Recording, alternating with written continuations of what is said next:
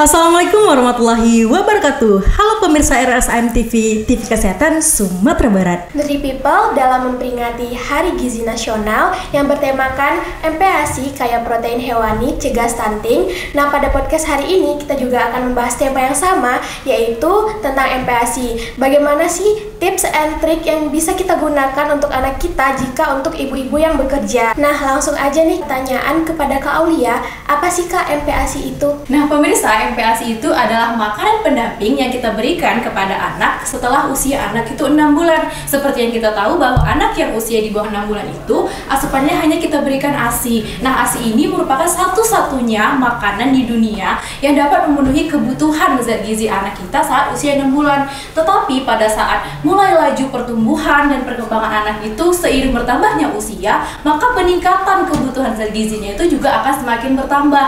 Nah, si ASI ini tadi sudah tidak bisa nih memenuhi kebutuhan anak kita tadi. Karena itu perlu makanan pendamping ataupun makanan tambahan yang bisa kita berikan kepada anak agar kebutuhan zat gizinya bisa mencukupi.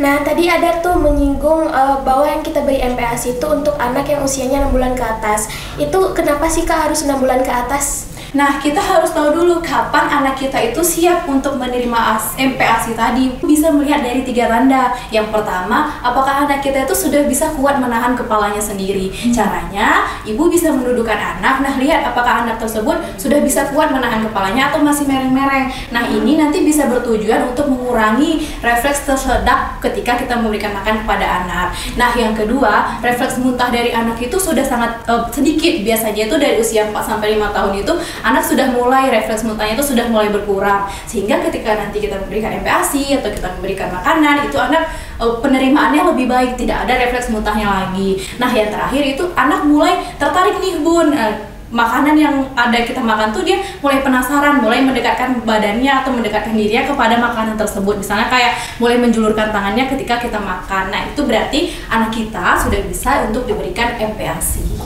Nah, berarti ada 3 poin penting ya Kak. Terus ada lagi nggak Kak poin yang penting selain yang 3 itu? Nah, ya benar Kak. Jadi untuk poinnya itu emang cuma 3 itu aja Kak yang perlu kita perhatikan dan untuk melihat apakah anak kita tuh sudah siap untuk diberikan MPASI atau belum. Wow, luar biasa sekali ya penjelasan dari Kak Aulia. Mungkin bisa menambah pengetahuan kita, bahkan untuk saya sendiri, untuk calon ibu. Nah, tadi sudah panjang penjelasan dari Kak Aulia. Sekarang kita beralih ke Kak Haikal dengan pertanyaan, bagaimana sih Kak contoh menu MPASI untuk sehari gitu Kak? Oke, untuk menu MPASI yang dapat diberikan yang pertama itu bubur, tim, ayam, dan sayuran dengan bahan nasi, ayam, kemudian ada wortel dan labu siam. Nah, dari bahan-bahan ini tentu mengandung zat gizi nih yang bermanfaat untuk bayi dan balita yang akan diberikan MPASI. Tentunya hal ini untuk mempercepat pertumbuhan, tentu dari kandungan zat gizi yang ada di dalam bahan-bahan tersebut. Kemudian menu yang kedua dapat diberikan filet ikan tenggiri. Nah, di sini ikan tenggiri merupakan salah satu sumber protein hewani yang juga bermanfaat untuk pertumbuhan. Kemudian menu yang ketiga dapat diberikan pisang goreng tepung ketan.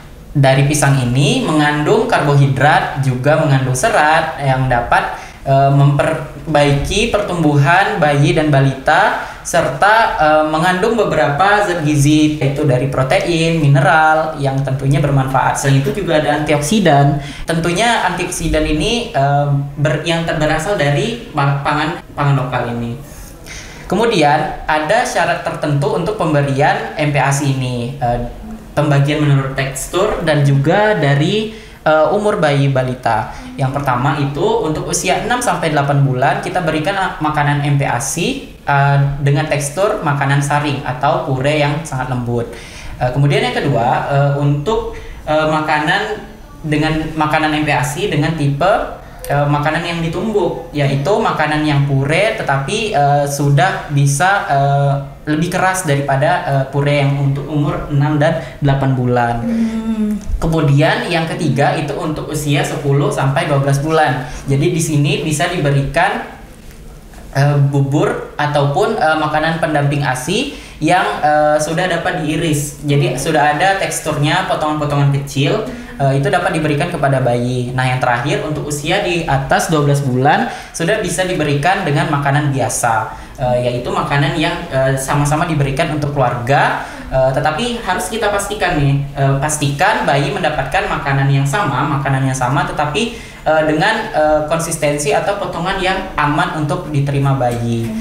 Jadi untuk para ibu-ibu dan calon ibu yang untuk mengingat tekstur ini, jadi bisa diingat dengan satu cinta. Satu cinta singkatan dari saring, tumbuk, cincang, dan biasa. Wah, ternyata banyak juga contoh menunya ya Kak Haikal.